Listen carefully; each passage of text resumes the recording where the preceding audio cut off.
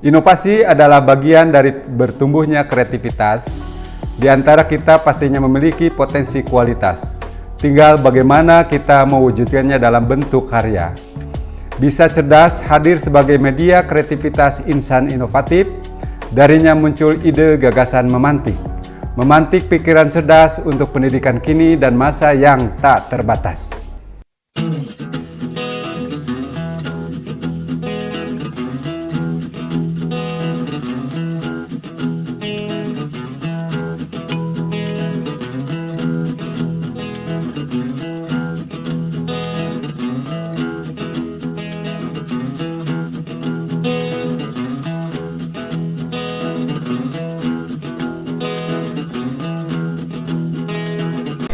Assalamualaikum warahmatullahi wabarakatuh. Salam sejahtera bagi kita semua. Sampurasun. Sobat Bisdik, berjumpa lagi dalam acara podcast Bisa Cerdas, Bincang Santai seputar PAUD Penmas dan Pendidikan Dasar yang diinisiasi oleh Dinas Pendidikan Kabupaten Bandung Barat. Nah, Sobat Bisdik, hari ini kita akan membahas mengenai terobosan pendidikan yang dituangkan dalam pengelolaan kinerja guru yang berbasis PMM. Sobat Disdik, hari ini saya ditemani oleh seorang kepala sekolah dari SMP 2 Negeri Cikalong Wetan. Beliau merupakan lulusan dari Guru Penggerak Guru Inspiratif Nasional. Kita sambut Ibu Endang Wahyu Widyasari, MPD. Assalamualaikum Ibu. Waalaikumsalam. Gimana kabarnya hari ini? Alhamdulillah sehat. Alhamdulillah sehat. Nah, Sobat Disdik, Ibu Endang ini merupakan kepala sekolah yang sangat aktif dan juga syarat akan capaian-capaian dan prestasi yang membanggakan. Salah satu prestasi yang beliau capai adalah juara 1 guru berprestasi tingkat Kabupaten Bandung Barat. Selain mengepalai SMP Negeri 2 Cikalong Wetan ini juga, beliau itu sebagai ketua yayasan dari Al-Ghifari Ar-Rozak Mubarokah Cikalong Wetan. Untuk lebih mengenal sosok beliau, mari kita simak tayangan berikut ini. Endang Wahyu Widyasari, Magister Pendidikan, lahir di Bandung 30 September 1974. Pendidikan yang ditempuh adalah SD Cangkuang Barat Bandung, kemudian SMP Negeri Margahayu Bandung, dilanjutkan di SMA Negeri Cikalong Wetan. Meraih gelar kesarjanaan di Pendidikan Dunia Usaha, Institut Keguruan dan Ilmu Pendidikan Bandung, dan meraih Magister Pendidikan bidang IPS di STKIP Pasundan Cimahi. Saat ini Endang Wahyu Widyasari, MPD, menjabat sebagai kepala sekolah di SMP Negeri 2 Cikalong Wetan. Selain itu, Endang juga menjabat sebagai Ketua Yayasan Ar-Rozak Mubarokah Cikalong Wetan. Saat ini, pengelola dari TK Al-Hanif Cikalong Wetan Kabupaten Bandung Barat ini juga menjadi pembina di Taman Bacaan Mandiri Al-Ghifari Cikalong Wetan. Selain itu, Endang juga tercatat sebagai penulis di sejumlah buku, baik tunggal maupun antologi. Bahkan, Endang tercatat menjadi asesor guru tenaga kependidikan di Kemendikbudristek. Endang Wahyu Widyasari pernah mencapai dan berprestasi sebagai juara pertama guru berprestasi tingkat Kabupaten Bandung Barat. Kemudian, dengan prestasinya itu, Endang berhak untuk mengikuti kompetisi guru berprestasi tingkat Jawa Barat dan meraih juara kedua. Selain itu, Endang juga menjadi juara kedua pendidik kreativitas di Kabupaten Bandung Barat. Dan yang paling membanggakan, Endang Wahyu Widyasari pernah menjadi juara pertama Guru Inspiratif Jawa Barat dan Guru Inspiratif tingkat nasional. Nah Sobat Disdik, banyak sekali yang akan saya tanyakan pada beliau, yaitu Ibu Endang, sudah berapa lama Ibu menjabat sebagai kepala sekolah di SMP Negeri 2 Cikalongwetan? Sampai saat ini terhitung sudah 1 tahun. Baru satu tahun ya, tapi capaiannya sudah banyak sekali. Visi dari Ibu sendiri sebagai kepala sekolah di sekolah tersebut itu mungkin bisa diceritakan kepada Sobat Disdik? Iya. Visi saya sebagai kepala sekolah ya, tentunya ingin menjadikan warga sekolah itu berakhlakul karimah, lalu juga berprestasi dalam segala bidang ya, tanggung jawab dalam pekerjaannya, selalu semangat. Selain itu juga lingkungan fisiknya itu yang asri, sejuk, nyaman, pokoknya menyenangkan buat semua warga sekolah. Dan alhamdulillah tahun kemarin kita mendapatkan penghargaan dari Bapak Bupati sebagai sekolah berbudaya lingkungan. Wih, hebat sekali sekolah. Nah Ibu, dari capaian inovasi yang Ibu wujudkan, yaitu tadi kan mengenai terobosan tentang pengelolaan kinerja guru ya Bu ya, yang berbasis PMM itu. Mungkin Ibu bisa ceritakan sedikit yang melatar belakangi Ibu sampai bisa mengembangkan inovasi tersebut itu bagaimana Bu? Iya, kemarin terhitung bulan Januari lah ya, di sekolah-sekolah itu sibuk mengerjakan kinerja di PMM ya. Nah alhamdulillah kalau kita di SMP Negeri 2 Cikalongwetan itu sudah selesai sebelum jauh-jauh hari gitu ya, pengelolaan kinerjanya. Lalu juga tahun 2023 sebenarnya kita terus mengembangkan pengelolaan kinerja di PMM. Salah satunya semua guru didorong untuk mengikuti pelatihan mandiri di PMM, lalu juga berbagi praktik baik, lalu juga melakukan aksi nyata yang semuanya diunggah ke PMM. Dan kemarin itu berdasarkan perhitungan hampir 96% guru itu melaksanakan pelatihan mandiri di PMM yang nantinya itu berkorelasi dengan pengelolaan kinerjanya itu. Ini bahkan ada guru yang asalnya dipaksa saya itu harus ikut, semuanya ikut pelatihan mandiri di PMM. Sekarang itu merasa enak gitu, enjoy mengerjakan pelatihan mandiri di PMM, lalu juga berbagi aksi nyata. Bahkan ada yang sudah lebih dari 7 mengikuti pelatihan di PMM dan mendapatkan sertifikat. Meskipun kalau sertifikat itu kan bukan tujuan utama ya, yang paling utamanya itu adalah menambah ilmu tentunya itu.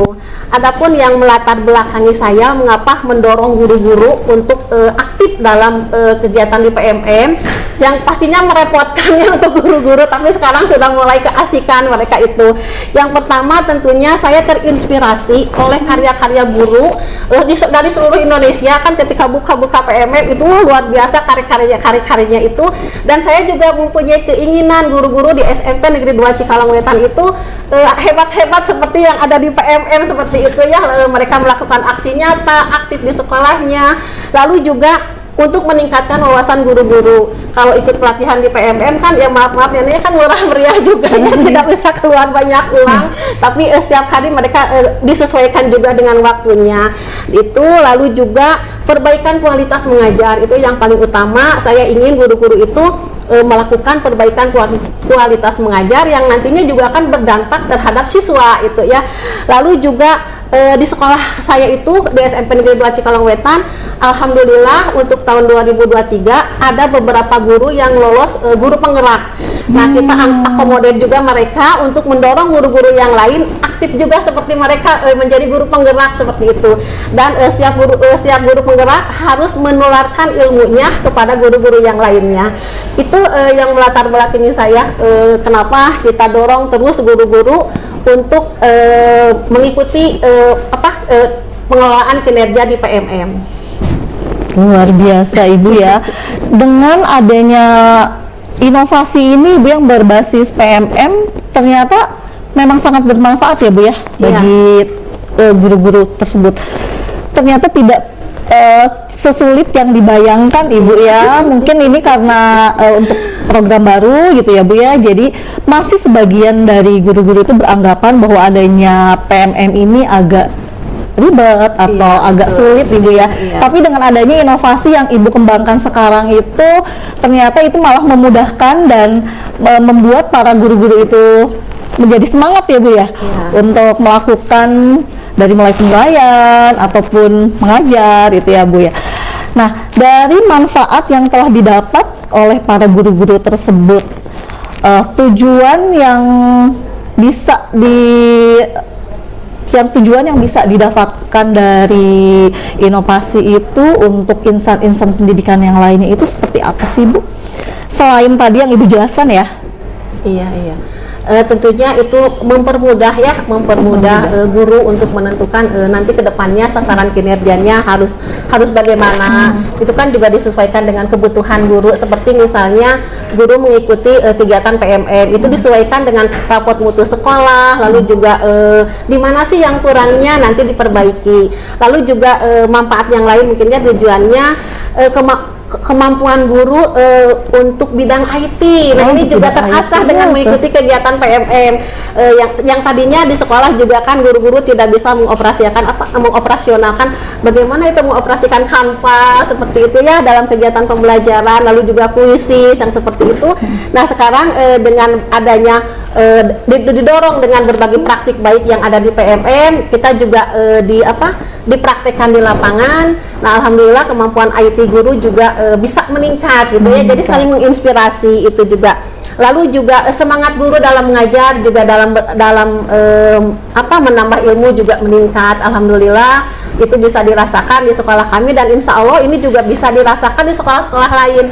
Memang sih ribet ya tadi yang Ibu katakan dengan adanya PMM, menira riweuh gitu nya, guru itu harus begini, harus begitu, sudah ngajar 24 jam juga, akan tetapi kita juga ada trik-triknya lah ya di sekolah supaya semua guru bisa asik gitu mengikuti kegiatan di PMM tanpa merasa terpaksa seperti itu. Banyak sekali manfaatnya ya Bu ya dengan memahami PMM ini ya Bu ya. Nah, pada saat Ibu melakukan atau membuat inovasi ini ya Bu ya, pasti ada hambatan-hambatan ataupun tantangan yang Ibu alami. Apa saja sih kalau bisa diceritakan sedikit hambatan dan tantangan yang Ibu alami pada saat akan mengembangkan inovasi ini? Iya, awalnya kan guru-guru itu susah ya karena tidak terbiasa. Awalnya saya paksa. Karena kalau dengan kesadaran memang susah juga ya, susah, tapi kita paksakan, kita giring supaya guru-guru itu mengikuti kegiatan di PMM. Salah satunya hambatannya itu waktunya yang tidak sinkron. Kadang-kadang kan misalnya kalau kita buat jadwal hari Senin, ada guru yang hadir, ada yang tidak kan sesuai jadwal tentunya, apalagi yang honorer seperti itu. Nah, kita solusinya kita itu ke bidang kurikulum diusahakan misalnya ada satu hari yang semua guru harus hadir. Jadi pas pulang sekolah kita kumpul semuanya, bisa mengerjakan PMM bersama-sama. Lalu juga ada guru yang memang mohon maaf ini yang sudah mau pensiun mungkinnya, apalagi yang cuma setahun lagi juga saya mau pensiun, buat apa itu PMM katanya seperti itu. Tapi kita ajak terus-terusan dan akhirnya alhamdulillah dia itu sekarang itu sudah menyelesaikan dua aksi nyata di PMM dan mendapatkan sertifikat kemarin. Wah, dengan bangganya gitu. Akhirnya saya bisa juga gitu ya, dan itu juga termotivasi oleh guru-guru yang lain.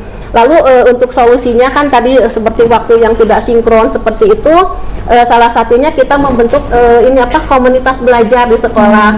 Alhamdulillah kita punya komunitas belajar namanya SMP Negeri 2 Cikalongwetan Pandai. gitu ya. Pandai. Oh, Pandai. iya. Itu Pandai itu adalah visi sekolah kami. Visi ya. Pandai itu visi sekolah dari SMP 2 Ya, ya. lalu juga membuat jadwal kegiatan yang tentunya sinkron juga dengan jadwal yang disusun oleh kurikulum. Kalau hari Rabu semua sekolah semua guru ada di sekolah. Oh, jadi kan semua guru ikut ya. Jadi misalnya yang tidak ada jadwal hari Senin, apalagi yang misalnya yang DTT ya, yang honorer, semuanya kan ada hari Rabu. Jadi pas pulang sekolah semuanya kita kumpul untuk mengikuti pelatihan-pelatihan atau berbagi praktik baik seperti itu. Lalu juga membentuk kelompok kecil, misalnya guru kalau IPS, mata pelajaran IPS berkolaborasi dengan PKN misalnya seperti itu, dan di situ ada tutornya, kan ada guru-guru muda ya yang pandai IT. Nah, kita jadikan tutor di situ. Jadi baik yang muda, yang tua nantinya berkolaborasi, yang tua juga jadi terbawakan gitu ya, terbawa arus yang baik, semangatnya ya bertambah. Iya. Lalu juga di sekolah itu ya sebisanya disediakan fasilitas-fasilitas yang diperlukan oleh guru. Misalnya, Bu, kita perlu internet. Kalau kemarin itu kan hanya 650, Bu kurang, harus ditambah lagi ya, kita tambah meskipun yang nama biaya. Tapi alhamdulillah kalau melihat guru-guru aktif, kreatif, kita juga bahagia ya, saya juga bahagia. Lalu juga selain misalnya tadi pas hari Rabu kita itu kan mengadakan kegiatan-kegiatan untuk berbagi praktik baik, komunitas belajar lah ya. Ya salah satunya kita sediakan juga makanan dan minuman untuk guru-guru supaya menambah semangat gitu ya itu. Lalu juga selain itu ya saya juga sebagai kepala sekolahnya tentunya harus memberikan contoh yang baik ya. Jangan sampai nyuruh-nyuruh sama guru, hayo melakukan aksi nyata di PMM, pelatihan mandiri, sedangkan sayanya tidak ya gitu. Ya alhamdulillah sampai saat ini sudah ada 7 pelatihan yang saya ikuti, meskipun itu masih kurang ya. Mudah-mudahan kedepannya bisa lebih baik lagi dari kemarin ya, dengan melihat mungkin ibu juga melakukan pelatihan di PMM, masa saya tidak, guru-guru seperti itu. Jadi kita juga memberikan contoh lah ya, contoh buat guru-guru, selain mengajak juga memberikan contoh pada mereka supaya mereka juga aktif mengikuti kegiatan-kegiatan itu. Luar biasa sekali Sobat Distrik, bagaimana sosok seorang ibu ya yang mempunyai rekan-rekannya itu bagaimana bisa supaya semuanya itu bisa mengikuti proses dari inovasi itu sendiri. Bu Endang, selain podcast ini, Dinas Pendidikan juga menghasilkan karya-karya yang inovasi, Bu. Nah, salah satunya ini ada jurnal Kinanti, ya itu ada majalah, luar biasa sekali. Ada majalah Kinanti, ada jurnal Kinanti yang dihasilkan dari insan-insan pendidikan terpilih yang ada di Kabupaten Bandung Barat. Nah, yang terbaru ini, Bu, nah ini ada buku yang berjudul Teruslah Menulis. Karya Pak Sekdis itu ya? Iya, betul. Nah, ini ditulis oleh Pak Sekdis, mungkin kalau yang kita kenal di Dinas Pendidikan ya Bu ya, beliau itu adalah director dari podcast Dinas Pendidikan, yaitu Dr. Haji Rustiana MPD. Baik Sobat Distrik, nah Ibu ini untuk yang terakhir nih Bu ya, harapan Ibu dengan adanya inovasi yang Ibu kembangkan ini apa sih Bu? Oh iya. Oh tapi sebelum ke itu ya Bu ya, saya tambahkan sedikit. Boleh, kan hasilnya untuk guru ya, untuk guru jadi semangatnya meningkat, kemampuan IT-nya juga. Nah kemarin ya ini karena mungkin salah satunya karena guru-gurunya semangat dalam mengajar. Alhamdulillah di sekolah juga kemarin itu ada siswa yang mendapatkan medali emas tingkat nasional dalam kegiatan kompetensi siswa SAI nasional. Itu baru keluar kemarin Bu kasih ya. Lalu harapannya ke depan ya tentunya khususnya SMP Negeri 2 Cikalongwetan lebih baik lagi, lebih maju lagi, prestasinya lebih banyak, dan umumnya pendidikan di Kabupaten Bandung Barat juga lebih baik lagi gitu. Amin. Nah Ibu, baik, terima kasih banyak atas waktu dan juga sharing penjelasan serta pengalaman ilmunya Ibu bagi kita semua. Semoga saja menjadi inspirasi untuk insan pendidikan yang lainnya Ibu. Amin ya rabbal alamin. Nah Sobat Distrik, dimanapun kita berada, terutama seorang pemimpin itu harus bisa mendorong segala potensi yang ada sehingga bisa menjadi sebuah prestasi yang membanggakan. Bisa Ibu berikan closing statement untuk acara podcast ini?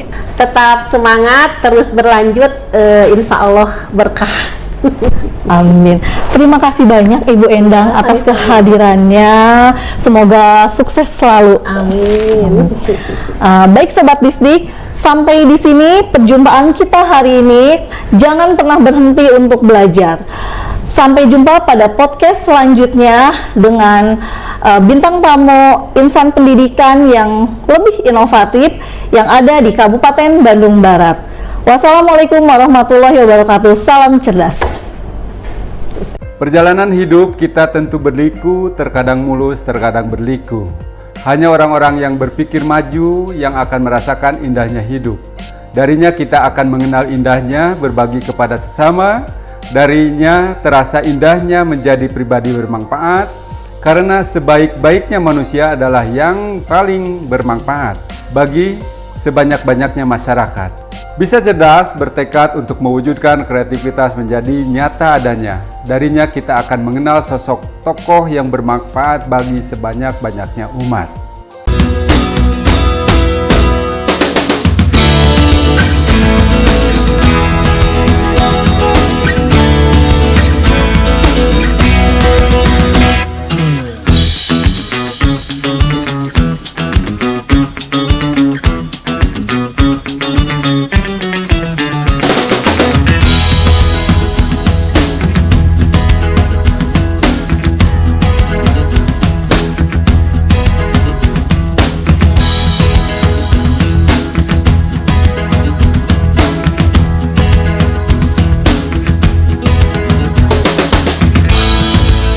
Assalamualaikum warahmatullahi wabarakatuh. Hai Sobat Disdik, saksikan kami di podcast Bisa Cerdas setiap hari Kamis dan Jumat. Salam cerdas.